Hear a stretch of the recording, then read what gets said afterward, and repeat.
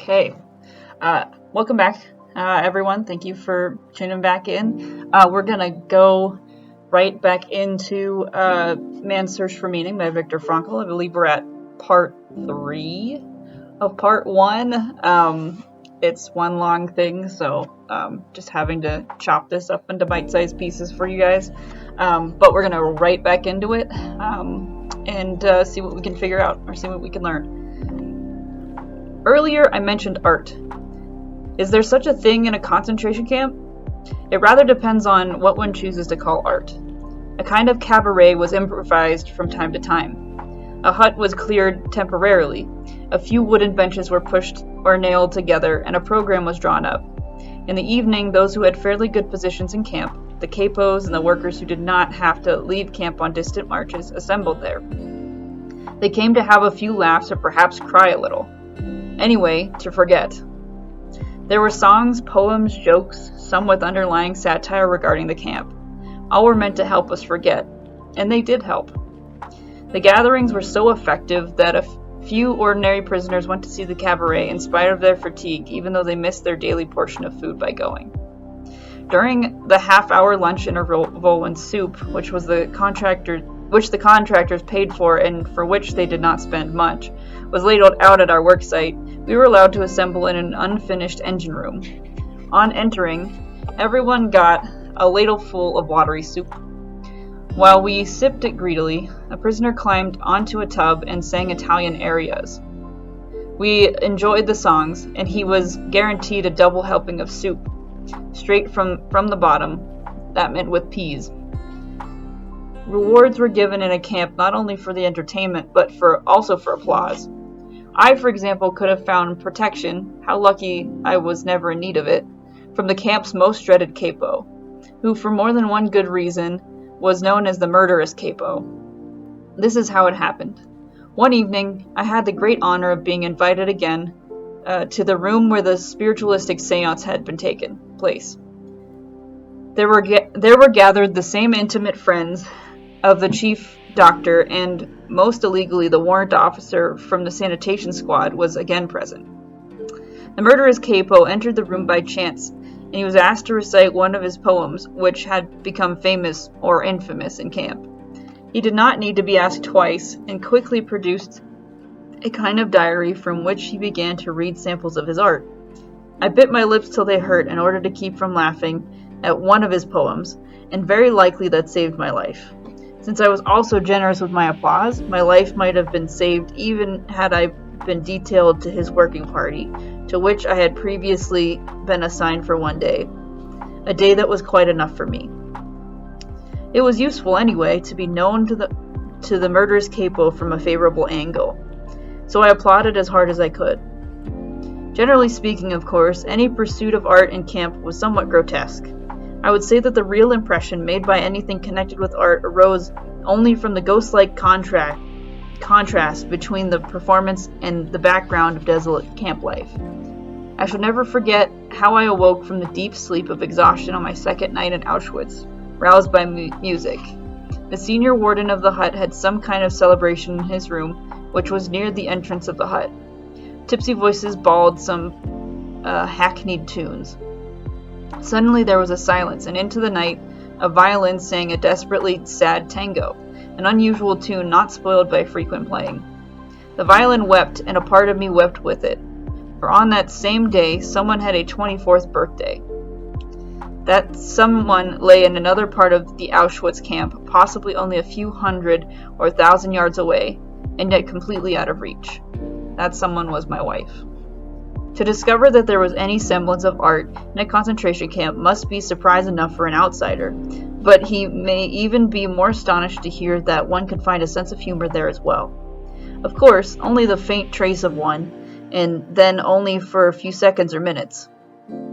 Humor was another of the soul's weapons in the fight for self-preservation. It is well known that humor, more than anything else in the human makeup, can afford an aloofness and an ability to rise above any situation, even if only for a few seconds. I practically trained a friend of mine who worked next to me on the building site to develop a sense of humor. I suggested to him that we would promise each other to invent at least one amusing story daily about some incident that could happen one day after our liberation.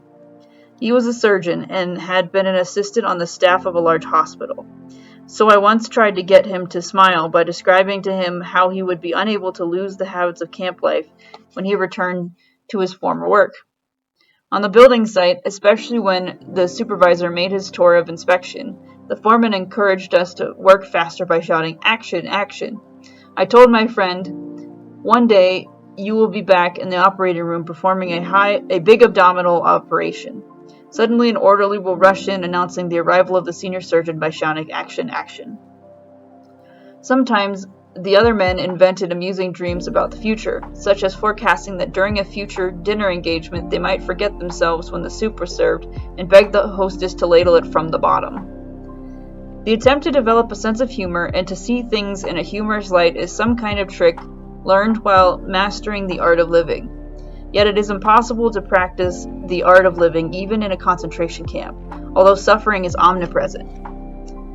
To draw an analogy, a man's suffering is similar to the behavior of gas. If a certain quantity of gas is pumped into an empty chamber, it will fill the chamber completely and evenly, no matter how big the chamber. Thus, suffering completely fills the human soul and conscious mind, no matter whether the suffering is great or little. Therefore, the size of human suffering is absolutely relative. It also follows that a very trifling thing can cause the greatest of joys. Take as an example something that happened on our journey from Auschwitz to the camp affiliated with Dachau. We had all been afraid that our transport was headed for the Mauthausen camp. We became more and more tense as we approached a certain bridge over the Danube, which the train would have to cross to reach Mauthausen, according to the statement of experienced traveling companions. Those who have never seen anything similar cannot possibly imagine the dance of joy performed in the carriage by the prisoners when they saw that our transport was not crossing the bridge and was instead heading only for Dachau. And again, what happened on our arrival in that camp, after a journey lasting 2 days and 3 nights? There had not been enough room for everyone to crouch on the floor of the carriage at the same time.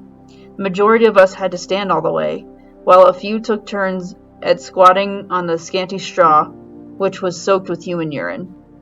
When we arrived, the first important news that we had heard from the older prisoners was that this comparatively small camp, its population was 2,500, had no oven, no crematorium, and no gas. That meant that a person who had become a Moslem could not be taken straight to the gas chamber, but would have to wait until a so-called sick convoy had been arranged to return to Auschwitz. This joyful surprise put us all in a good mood. The wish of the senior warden of our hut in Auschwitz had come true. We had come as quickly as possible to a camp which did not have a chimney, unlike Auschwitz. We laughed and cracked jokes in spite of, and during, all we had to go through in the next few hours. When we new arrivals were counted, one of us was missing, so we had to wait outside in the rain and cold until the missing man was found. He was at last discovered in a hut where he had fallen asleep from exhaustion. Then the roll call was turned into a punishment parade. All through the night and late into the morning, we had to stand outside, frozen and soaked to the skin after the strain of our long journey. And yet we were all very pleased. There was no chimney in this camp, and Auschwitz was a long way off. Another time, we saw a group of convicts pass our work site. How obvious the relativity of all suffering appeared to us then. We envied those prisoners, their relatively well-regulated, secure, and happy life. They surely had regular opportunities to take baths, we thought sadly. They surely had toothbrushes and clothes brushes, mattresses, a separate one for each of them, and monthly mail bringing them news of the whereabouts of their relatives, or at least of whether they were still alive or not.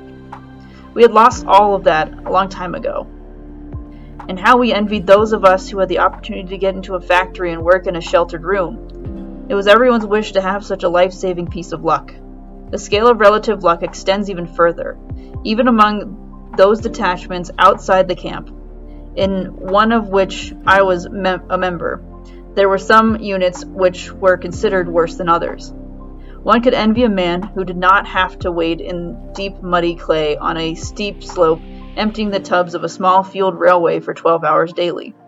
Most of the daily accidents occurred on this job, and they were often fatal.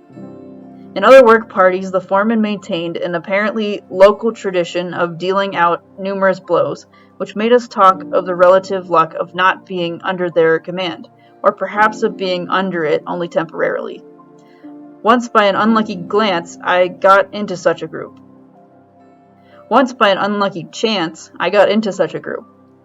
If an air raid alarm had not interrupted us after 2 hours, during which time the foreman had worked on me especially, making it necessary to regroup the workers afterward, I think that I would have returned to camp on one of the sledges which carried those who had died or were dying from exhaustion. No one can imagine the relief that the siren can bring in such a situation. Not even a boxer who has heard the bell signifying the finish of a round, who is thus saved at the last minute from the danger of a knockout. We were grateful for the smallest of mercies. We were glad when there was time to delouse before going to bed, although in itself it was no pleasure, as it meant standing naked in an unheated hut where icicles hung from the ceiling. But we were thankful if there was no air raid alarm during this operation and the lights were not switched off. If we could not do the job properly, we were kept awake half the night. The meager pleasures of camp life provided a kind of negative happiness, freedom from suffering, as Schopenhauer put it, and even that in a relative way only. Real positive pleasures, even small ones, were very few.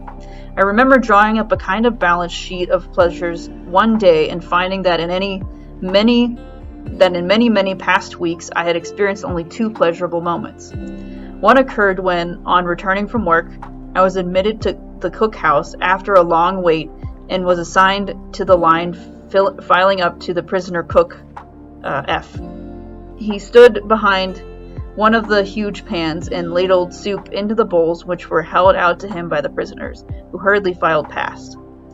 He was the only cook who did not look at the men whose bowls he was filling, the only cook who dealt out the soup equally, regardless of recipient, and who did not make favorites of his personal friends or countrymen, picking out of the potatoes for them, while others got watery soup skimmed from the top. But it is not for me to pass judgment on those prisoners who put their own people above everyone else. Who can throw a stone at a man who favors his friends under circumstances when, sooner or later, it is a question of life or death? No man should judge unless he asks himself, in absolute honesty, whether in a similar situation he might not have done the same. Long after I had resumed normal life again, that means a long time after my release from camp, somebody showed me an illustrated weekly with photographs of prisoners lying crowded on their bunks, staring dully at a visitor. Isn't it terrible, the dreadful staring faces? Everything about it. Why? I asked, for I genuinely did not understand. For at that moment I saw it all again. At 5 a.m. it was still pitch dark outside. I was lying on the hard boards in an earthen hut where about 70 of us were taken care of. We were sick and did not have to leave camp for work. We did not have to go on parade.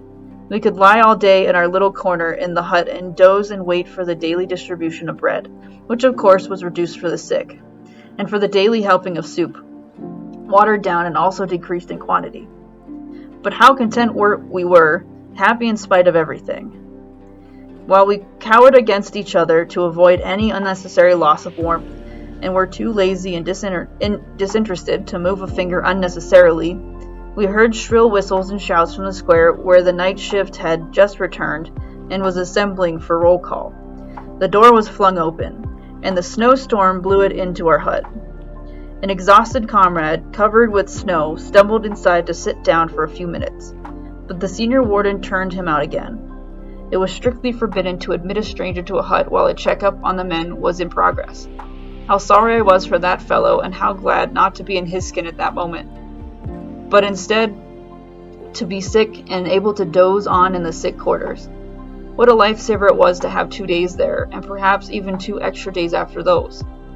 All this came to my mind when I saw the photographs in the magazine. When I explained, my listeners understood why I did not find the photograph so terrible. The people shown on it might not have been so unhappy after all.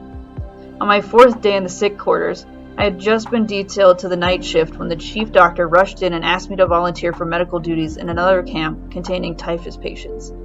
Against the urgent advice of my friends, and despite the fact that almost none of my colleagues offered their services, I decided to volunteer. I knew that in a working party I would die in a short time, but if I had to die there might at least be some sense in my death. I thought that it would doubtless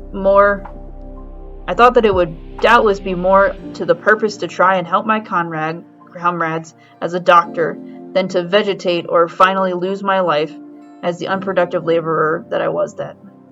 For me, this was simple mathematics, not sacrifice. But secretly, the warrant officer from the sanitation squad had ordered that the 2 doctors who had volunteered for the typhus camp should be taken care of till they left. We looked so weak that he feared that he might have 2 additional corpses on his hands, rather than 2 doctors. I mentioned earlier how everything that was not connected with the immediate task of keeping oneself and one's closest friends alive lost its value. Everything was sacrificed to this end. A man's character became involved to the point that he was caught in a mental turmoil which threatened all the values he held and threw them into doubt. Under the influence of a world which no longer recognized the value of human life and human dignity, which had robbed man of his will and had made him an object to be exterminated, having planned, however, to make full use of him first, to the last ounce of his physical resources. Under this influence, the personal ego finally suffered a loss of values. If the man in the concentration camp did not struggle against this in a last effort to save his self-respect, he lost the feeling of being an individual, of being with the mind, with inner freedom and personal value. He thought of himself then as only a part of an enormous mass of people. His existence descended on to the level of an animal.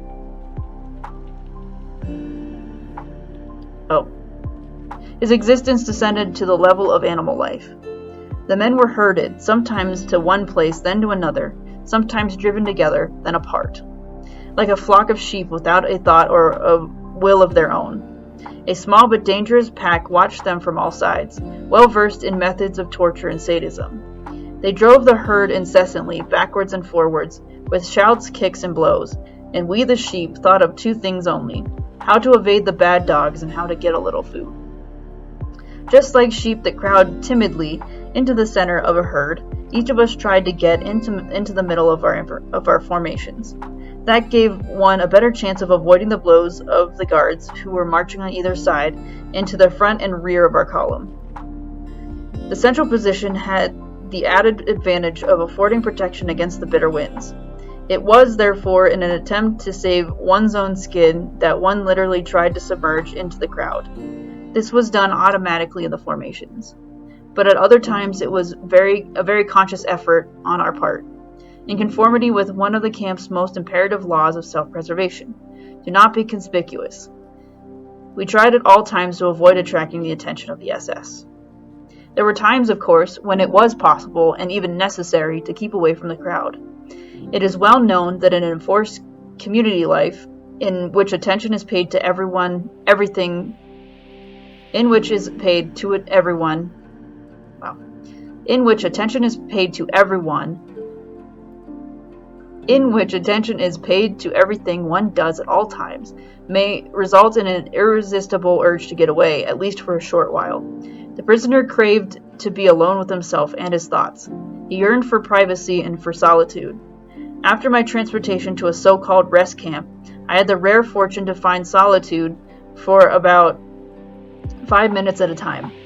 Behind the earthen hut where I worked, and in which were crowded about 50 delirious patients, there was a quiet spot in the corner of the double fence of barbed wire surrounding the camp. A tent had been improvised there with a few poles and branches of trees in order to shelter a half a dozen corpses, the daily death rate in the camp. There was also a shaft leading to the water pipes. I squatted on the wooden lid of this shaft whenever my services were not needed. I just sat and looked out at the green flowering slopes and the distant blue hills of the Bavarian landscape, framed by the meshes of barbed wire. I dreamed longingly, and my thoughts wandered north and northeast in the direction of my home, but I could only see clouds. The corpses near me, crawling with lice, did not bother me. Only the steps of passing guards could rouse me from my dreams, or perhaps it would be to call the sick bay, or to collect a newly arrived supply of medicine for my hut, consisting of perhaps 5 or 10 tables of aspirin. to last for several days for 50 patients. I collected them and then did my rounds, feeling the patients' pulses and giving half tablets to the serious cases.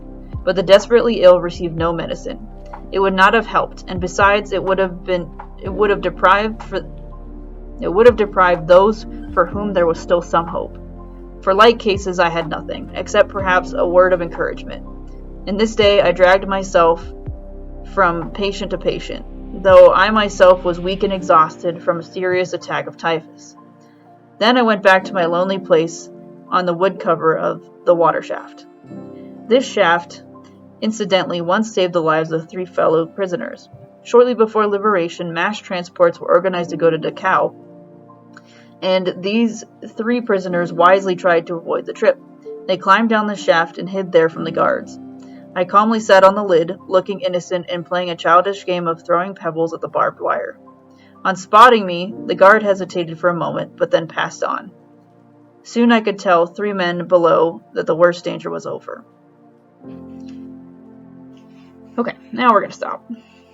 Alright, so in this particular chapter, what I want to point out is the mention of art, the mention of the relativity of suffering, and then of course what Frankl talks about, just what I just read, in terms of self-preservation, right? And moments of reprieve, right? Now, in terms of art, there's always been something very psychological and spiritual about art, right?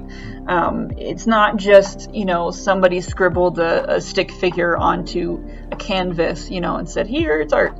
More often than not, a person that creates really profound art, it is going to be something relatively simple. It's not going to be something all that complex, but the feeling that it gives, the feeling that it communicates to the viewer, that's something that transcends just medium and like I said, art on paper, right? And we look to artists, like Van Gogh, Monet, Michelangelo, even just the fact that Michelangelo could bring to life just a slab of stone, right? Things like that. There was more to it than just recreating or generating something that resembled art. It's the generation of beauty, right? The generation of some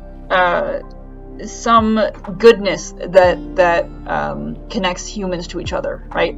And Frankl talks about that, in terms of finding things, whether it's a sunset or whether it's just greenery, and he talks about how even sense of humor is used in a sort of an art form, right? Finding that way to connect yourself to another human in a positive way, or in a way that elicits goodness, right? That is very much what art is, right?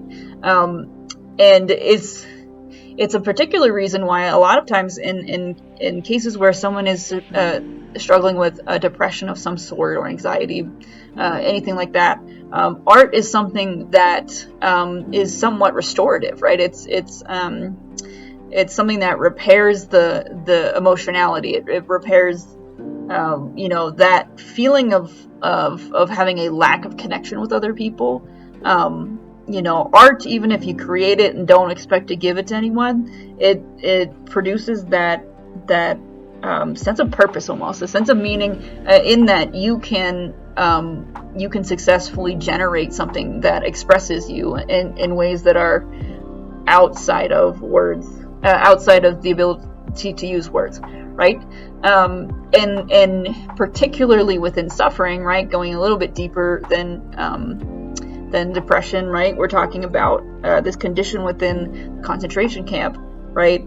Even things like art could overcome it. Things like art could at least give them a reprieve, and the ability to transcend the the suffering they were experiencing, right? And that is something too, that is another facet of therapy, right? So the idea that you can come in and relate your sufferings to another human, even just speaking it out loud, is something that's very powerful. There's a particular therapy style called narrative therapy, and it's one that can be used relatively often in terms of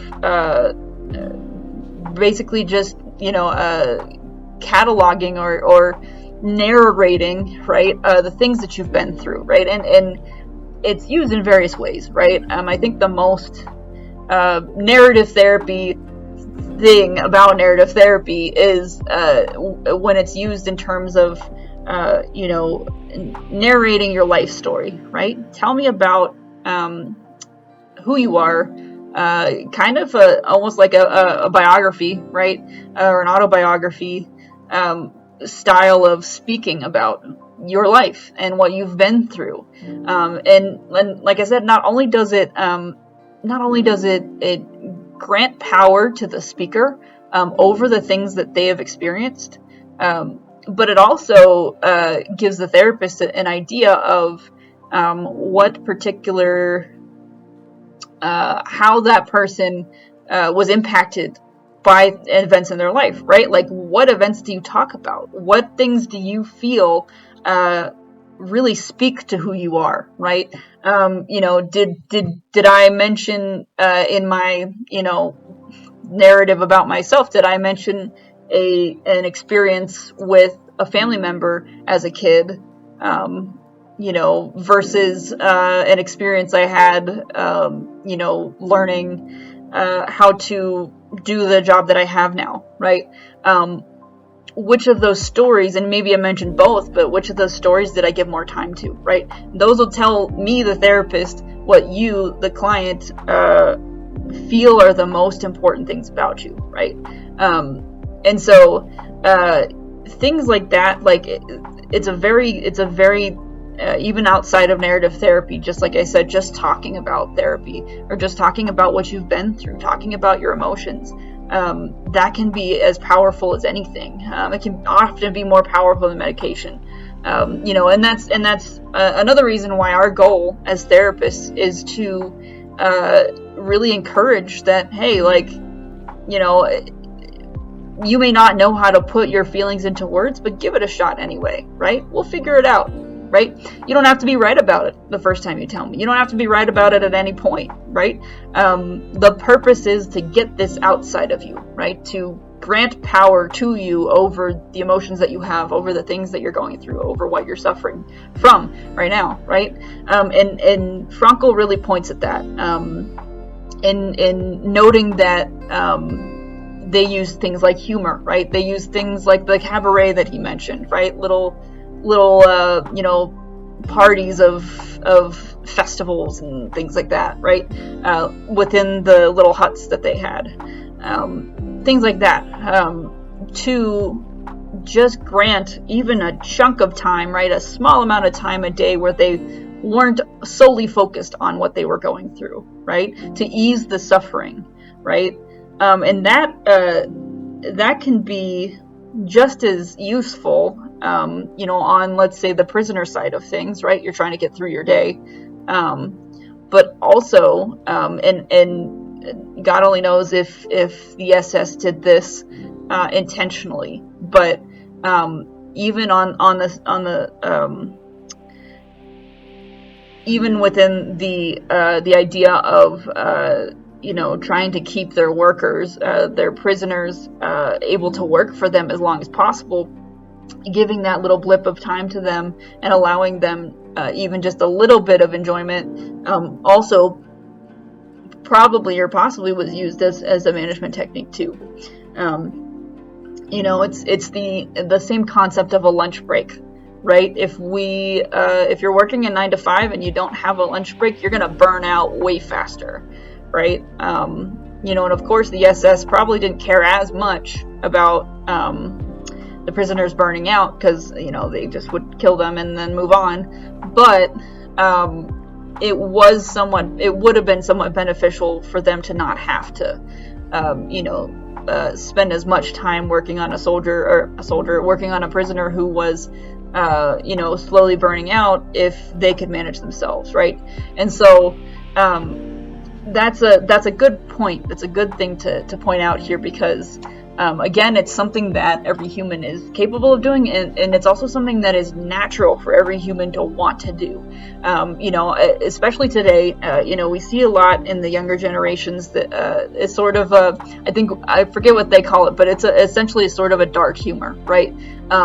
Where you find yourself joking about something that is actually kind of serious, but because that subject, because the reality of that thing is so heavy and so so heavy for you to carry, the instinct to joke about it lightens it a bit, makes it easier to carry, right? And it also, again, allows you to relate to other people in that way too.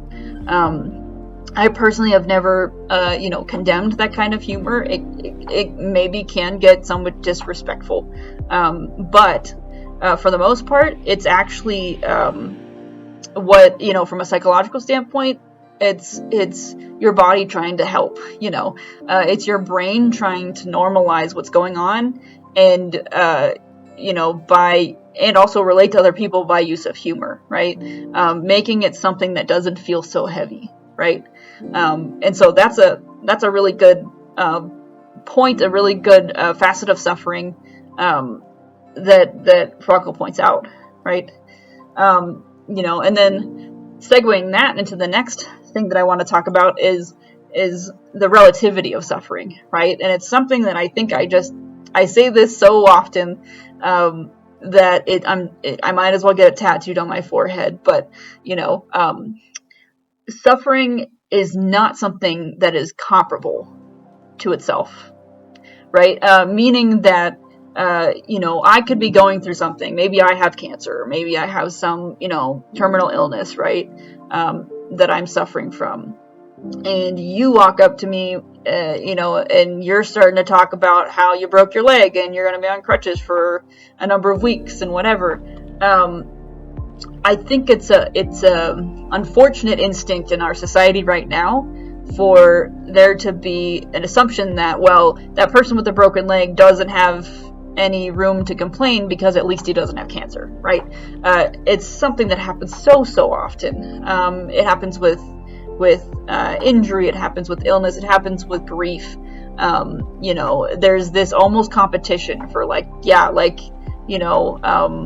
because I have been going through this considerably worse thing, I have the monopoly on, a conversation about who is suffering more, right? I get that prize or whatever, right? When the fact is, suffering is very relative, right? Suffering is not something that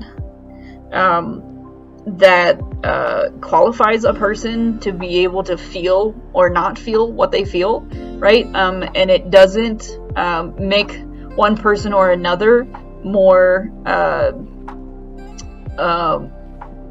privy to expressing it, right? If I'm suffering and you are suffering, we are both suffering. It's not I'm suffering more than you are, or you're suffering more than I am. It's we are both experiencing suffering, right? Because suffering is suffering, right? It's not, and again, I say this with, respect to the subject in this book, and I think that's something too that Frankl is trying to point out. This is one of the worst accounts, this is an account of one of the worst periods of suffering, man to man, man-inspired suffering in history, right? And of course we have segregation, of course we have slavery, of course we have the Tuskegee trials, we have Abu Ghraib, we have so many things, so many instances in history where man has caused his fellow man suffering, right, for whatever reason, and there is going to be another there is going to be another video series more on that. But to keep this short, the point is, all of those things are instances of suffering, right? Viktor Frankl, if he were to walk up to an individual who was a slave, back in the time where black slavery was a thing, those two would probably not spend any amount of time saying, well, my suffering was worse than yours. They would probably meet each other at the same space and say, we both suffered greatly, and we can relate on that, right? And that's a thing I wish in society that would change somewhat. The idea that we have to compare our sufferings to other people. And as I say this, I do want to point out, there is a part of humanity that is comparative, right? It's a part of our idea, or a part of our self-repairing thing, right? You've got to, in order to know if I am okay, I have to compare myself to some sort of norm, right? And so, as much as I rag on the existence of this comparability when it comes to suffering, I also want to acknowledge that in some cases it can be a good thing, right? And at its base level, it's supposed to be a good thing. It just becomes overgrown or just sort of misplaced sometimes when it comes to suffering, when it comes to even sleep. If you're tired, you're tired. If I can get by on 6 hours of sleep, but you need more than 8 hours of sleep, and you come to tell me that you're tired because you only got 6 hours of sleep, my ears should hear that you got less than you needed, and therefore you are tired, and that's it. But a lot of times I think people also have that argument where it's like, oh, well, I only get 6 hours of sleep, so I don't see why you're tired, That's that comparability thing. But anyway, I digress, because we gotta kind of wrap this up a little bit. But anyhow, the last part of it, I think, and what he was mentioning is that act of, or that need for self-preservation, right? And that segues pretty well, into what we were just talking about too, right? There are going to be times, and I see so many instances of this, not just in my practice, but in daily life, right? Where there's,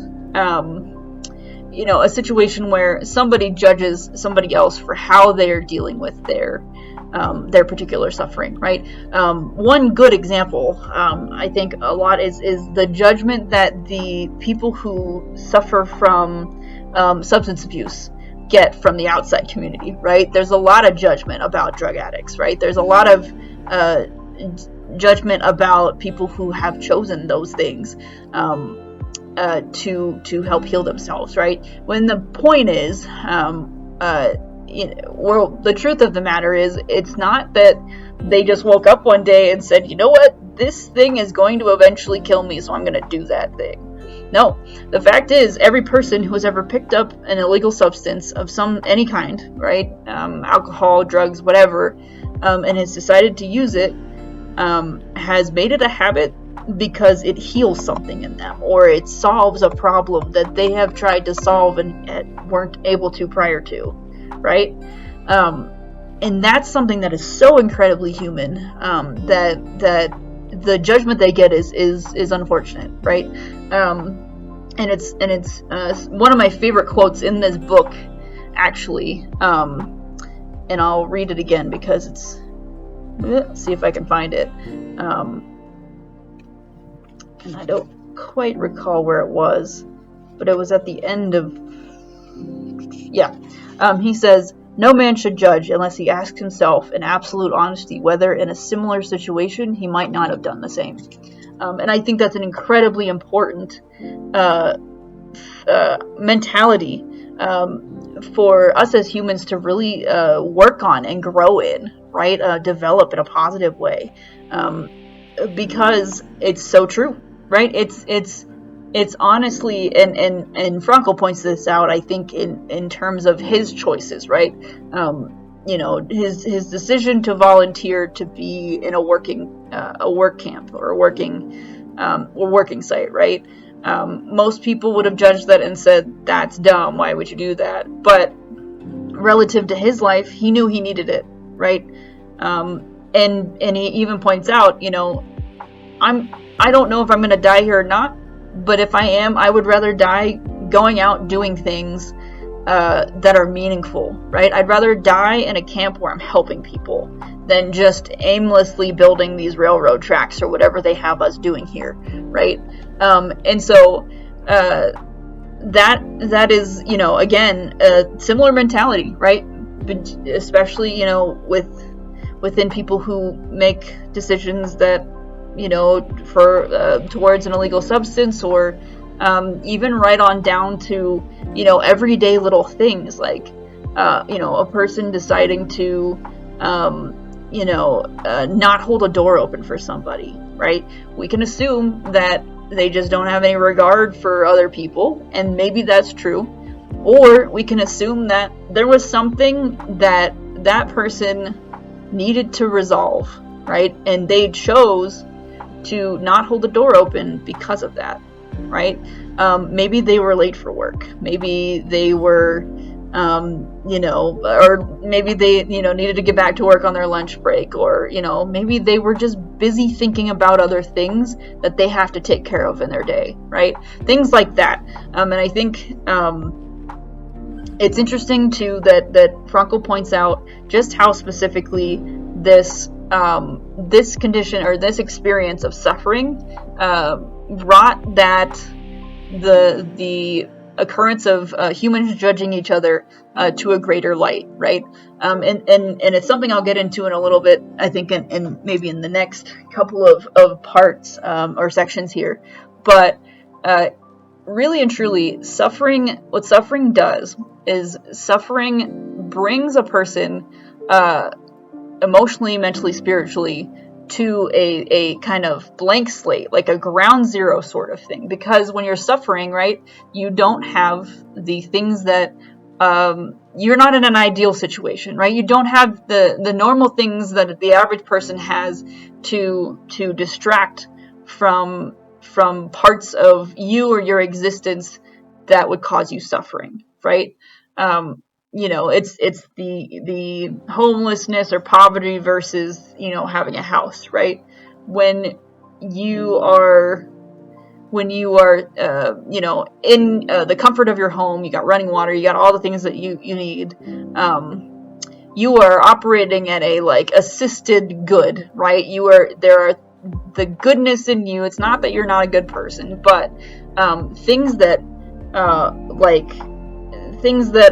we would consider necessary traits or survival traits, perseverance, resilience, things like that, those come easy to you because you have you have a baseline that is not lacking in support for those things, right? Versus someone who is now homeless, right? They can't just return to a consistent place of living, right? They're in a different place every time, pretty much always, until they find something new, right? And let's say they're lucky enough to keep their job, right? They now need to work harder than they did before because now they have to try and earn some sort of housing. And now they got to go to a laundromat. Now they got to go to all these things, right? Just to be able to maintain a life that is similar to what they had before, but without all the sports, right? And so really, like I said, in a way, suffering pares that down. Suffering really will bring you to a point where you are now able to see what parts of you need to be improved that you wouldn't have noticed before because you had all that, like I said, that support. You had no lack of support in things that made it easy to feel confident or easy to feel accomplished or easy to feel comfortable financially, right? Even just as simple as like if you have a broken leg. I've mentioned this before. It is not. Now you've got to learn how to move and walk and get from place to place with a leg that essentially doesn't work right now, right? Because now you don't have two legs, you just have one, and you might have crutches, but then that's an extra, that's extra movement. You got to now use your upper body more than your lower body, right?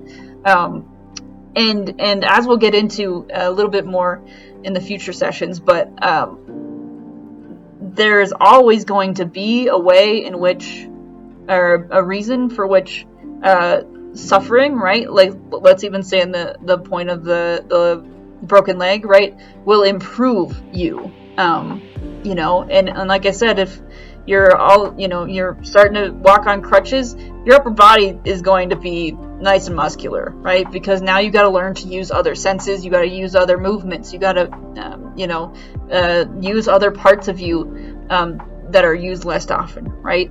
In the case of this sort of suffering in this book, not being able to have all the things that made having good character easy meant now that they had to work for it, right? Having to work to prove to each other, or to prove that they were valuable people, right? And at the same time, right, the suffering brought everyone's standards down as well, right? Not in a bad way, but just in a very human, earthly, this is all we have, right? All we have is ourselves right now, which, like I said, it took away in this case some things that distracted from the normal things that we use to judge people, right? No one had money, right? Nobody had wealth. Nobody had a nice car. Nobody had a nice job. Everyone was a prisoner, right? Everyone was treated exactly the same. And because of that, the relationships between these prisoners were, first of all, easier. But at the same time, there wasn't time or space for them to be extra judgy, right? There wasn't time and space for them to be prejudiced against each other, because they simply didn't have the ability, or they didn't have the guarantee of another day. They didn't have a guarantee of being able to be choosy, right? In this situation, and that's what he mentions too earlier, is establishing relationships is important, right? Reaching out to other people, relating to other people, that's important in the case of suffering, right? Because one, that's what humans are made to do, and two, because it gives that more of that universality, right? That solidarity feeling, right? And so I wanna leave with that, because if I keep talking, I'll keep talking. But I really am interested in what you guys are thinking about these chapters. So leave me some comments, questions, recommendations, stuff like that. Otherwise, I'll see you guys in the next video. So hopefully you guys take care.